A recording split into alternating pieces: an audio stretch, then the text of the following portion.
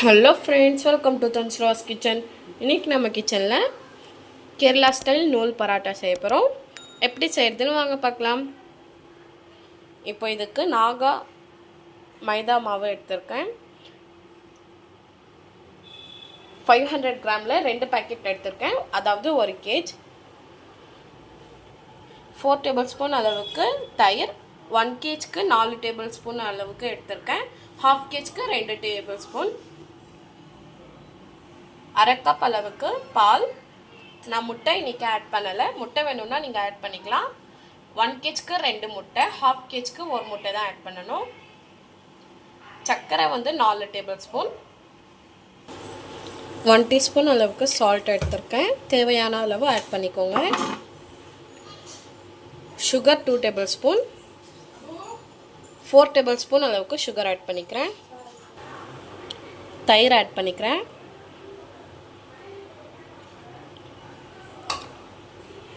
பால் 1/2 cup அளவுக்கு.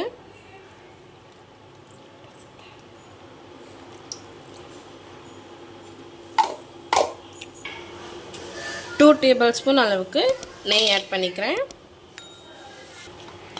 நெய் add பண்ணியாச்சு.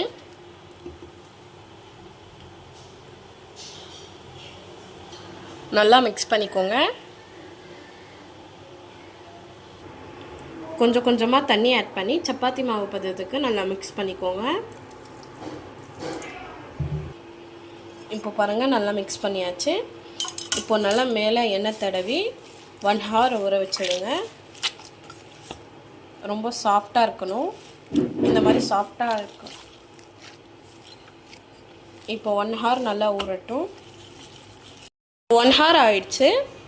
மாவு எப்படி இருக்குன்னு பார்க்கலாம் வாங்க.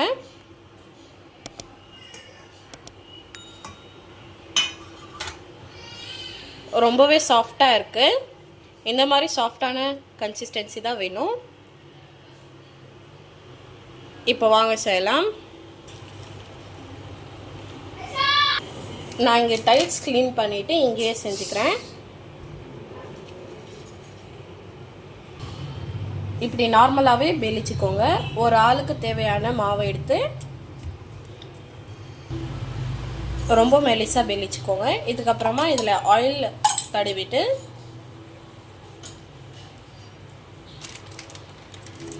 இதில் கொஞ்சம் மைதா மாவு ஆட் பண்ணிக்கோங்க.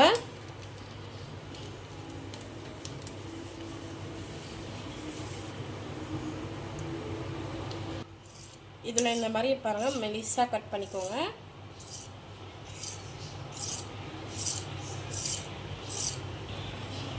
இப்போ கட் பண்ணது இந்த மாதிரி எடுத்துக்கலாம். எடுத்து இந்த மாதிரி ஸ்டெப் பை ஸ்டெப்பு எடுத்துக்கோங்க.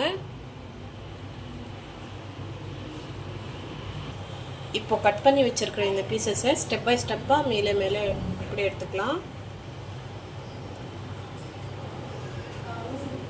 இந்த மாதிரி எடுத்து ரோல் பண்ணிக்கலாம்.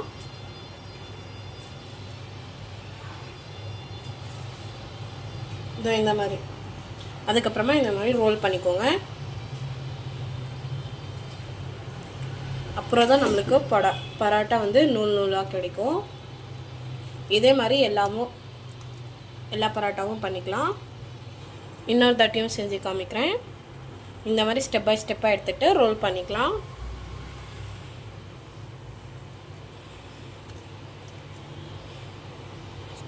இப்போ மேலே கொஞ்சம் ஆயிலை தடவி இப்போ இதை நல்லா வேலிச்சிடலாம். கொஞ்சம் ஆயிலை விட்டு இப்படியே கையிலே பண்ணிவிட்டு, ரொம்ப ப்ரெஷர் கொடுக்காதீங்க, சும்மா அழுத்தியே அப்படியே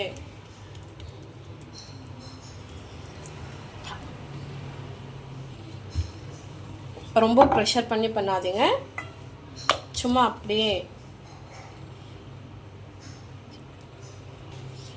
ரொம்ப தின்னாக வேலிக்காதீங்க, திக்காக இருக்கணும். இந்த மாதிரி திக்காக இருக்கணும். இப்போ சூடான ஒரு தவாவில் போட்டுடலாம். கார்னரில் எண்ணெய் விட்டுட்டே இருங்க. ஒரு சைடு வெந்ததும் திருப்பி விட்டுடுங்க. கொஞ்சம் வெந்துனதும் ஆயில் போட்டுடுங்க.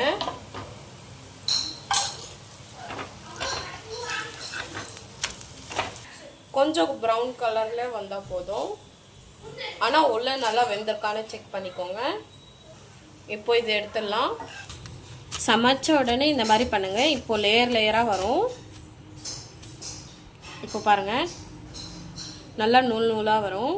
இப்போ பாருங்கள், கேமராவில் தெரியுதான்னு தெரியல, ஆனால் நான் நேரில் பார்க்கும்போது நல்லா நூல் நூலாக இருக்குது.